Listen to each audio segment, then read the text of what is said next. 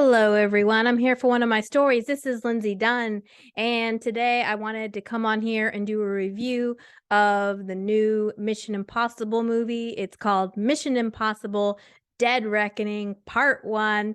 That's right, it's only a part 1 of several, which, is sort of a pet peeve of mine, but here we are. Mission Impossible Dead Reckoning is directed by Christopher McQuarrie, who has directed the last two movies. It's a screenplay by McQuarrie and Eric Jendresen, which has been a writer on all the movies and in the original TV series. So this guy has seen it all.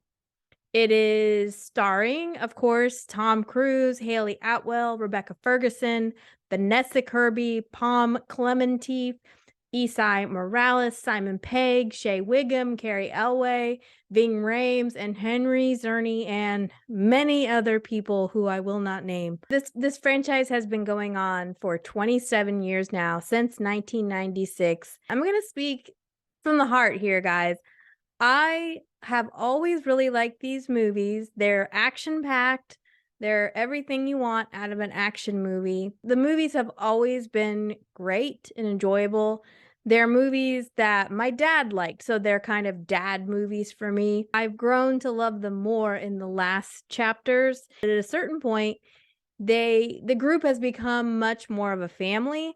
And when you think about it, Henry Czerny, who plays Kittredge, you've never seen me angry, Kittredge. This guy's been there from the beginning. Also, Ving Rhames as Luther. And then we had characters like Simon Pegg, who has been with Ethan since Mission Impossible 3. And then Rebecca Ferguson as Elsa shows up in Mission Impossible when she shows up in Rogue Nation, which I believe is the 5th movie. That can be kind of hard to keep track of. So going into this movie, I was very pumped because I have really loved the last 2 movies, and especially Fallout. They've always been fun, but I guess for me, in many ways, they've been just another Bourne Identity, just another James Bond. It's just the last few movies, the ones that have been directed by Christopher McQuarrie, that I feel like that has amped up even further. And I'm not sure exactly what it is that makes it so much better, but it feels like the gravity has somehow increased around this character of Ethan Hunt. And he's not just doing these missions now to complete missions. It's much more about the family, his chosen family, which is Luther, Benji, and Ilsa. He's accumulated these people that are close to him, and so there's just this change now where there's a much more emotion to it, and that is something a lot of franchises lack. The main antagonist is this AI villain known as the Entity. And so that raises the stakes a little higher. Plus, it's very culturally relevant because a lot of people are talking about AI now, the dangers of AI, the possibilities of AI. And so it involves there's this entity that Ethan is trying to thwart. The entity is also paired with and in some ways represented by this figure from Ethan's past known as Gabriel. And again, as someone who's not a diehard fan who knows all the trivia, I did a cursory search. He's supposed to be connected to Ethan's past, but I don't see that he has actually shown up in any previous material, as in previous movies or even part of the TV show. But it might be something that is a known part of Ethan's story, but has been sort of only mentioned in passing.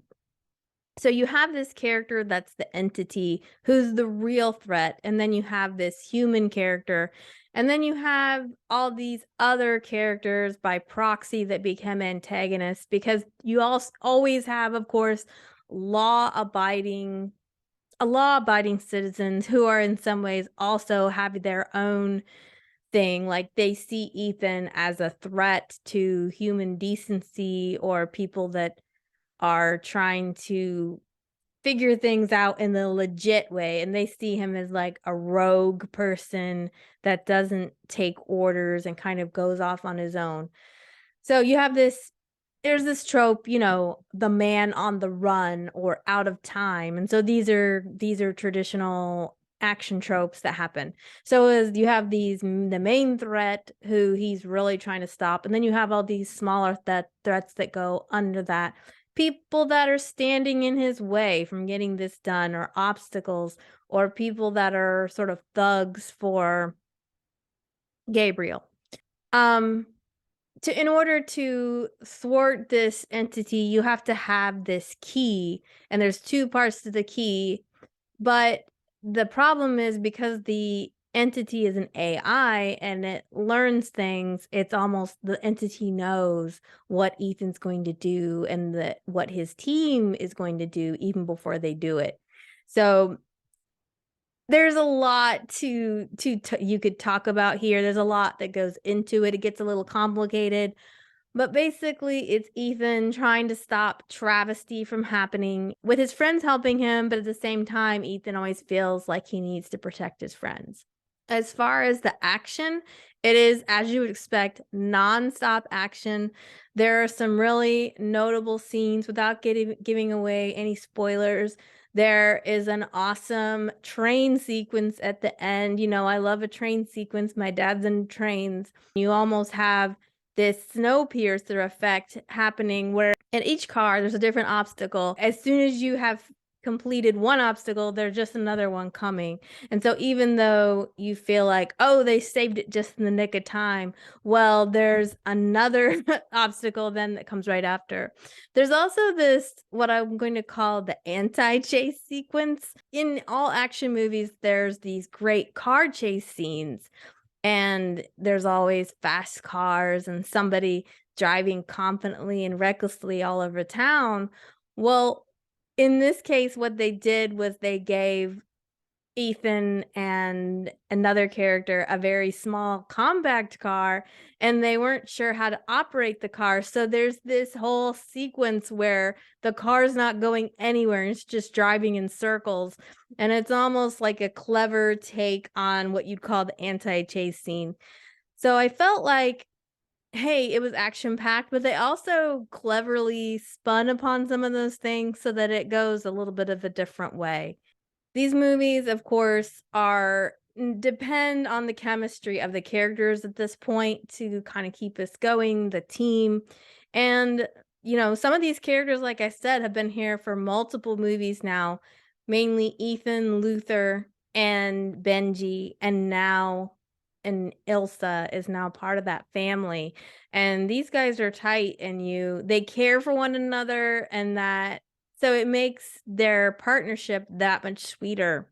The main bad guy, which I mentioned, besides the entity, this character of Gabriel, played by Esai Morales, he's okay. I didn't think he was that interesting, to be honest with you. Maybe part of it was because I don't fully understand his connection to Ethan's past. Obviously, he killed somebody that Ethan cared about, but I didn't feel like he was as dangerous or threatening as the other guy from the previous chapters. I'm, of course, talking about Sean Harris as Solomon Lane. I thought he was a devious bad guy, and just this Gabriel dude doesn't really seem as threatening as that guy did. Now, this idea of the entity, that's a pretty cool concept, because it's so different, and also it is able to invade into places where a human character wouldn't, because he can invade the comms and all that kind of stuff. So he was okay. I thought Klementieff, who plays Paris, who's kind of his thug for hire. Now she was great. Now we've mainly seen her as Mantis in the Guardians of the Galaxy series, and she's kind of the comedic relief. Getting to see her play this kind of character who's very different is great. Her performance is riveting. She's a great antagonist, and there's a surprising turn of events that comes with her character. There's a few decisions made with the characters I don't necessarily agree with. I'm really not sure why they felt they needed to bring in this Hayley Atwell character. She's great. I know her mainly from Captain America and from the Avengers movies. Rebecca Ferguson playing Ilsa. Her chemistry with Tom Cruise as Ethan Hunt is so tremendous and so great. I'm just not sure why they decided they needed to muddy the waters and bring in yet another female who is going to have chemistry with Ethan Hunt. I mean, I guess that's kind of the thing every movie, just like James Bond always has to have some romantic figure, she's Ethan Hunt also has to. But why do they have to keep bringing in different women? I mean, his wife, then we had Ilsa, we also had Vanessa Kirby. I mean, she's still in there, but and it's like they always have to bring in all these women that want Ethan or like him so much. So I don't know. I was like, why are you muddying the waters with this extra character? Now she did fine, and she has an interesting turn of events. A lot of the people we meet in these movies, they're agents, and she's just like a common criminal thief that gets brought into this, and Ethan sees something in her and decides to try to bring her into the fold. I just didn't know why overall that was necessary. But yeah, of course, these characters are great. I love seeing Ving Rhames. Simon Pegg as Benji is awesome. You root for these guys, and they're at this point they're a family. Rebecca Ferguson, I mean, she's my girl crush. Besides Lashana Lynch, it's Rebecca Ferguson ever since Rose the Hat, and then of course Ilsa in the Mission Impossible movies. So having her in the movie is icing on the cake. So I would be really surprised if this doesn't do just as well as the new Top Gun Maverick. That was notable because everybody was able to watch it. This is pretty much the same thing. This is all the things that you want. So I expect that this is going to do very well financially, and that it will draw a lot of people to the box office. So this is going to be the big blockbuster. I mean, Oppenheimer is going to be the thinking man's movie. Barbie is going to be the gossip, glitz, and glamour movie of the summer. But this is going to be the blockbuster, the big blockbuster for this summer. That is my review of this movie, and I hope you enjoyed hearing it. Please let me know in the comments what you hope for in this movie, and I'll see you next time on one of my stories. Bye.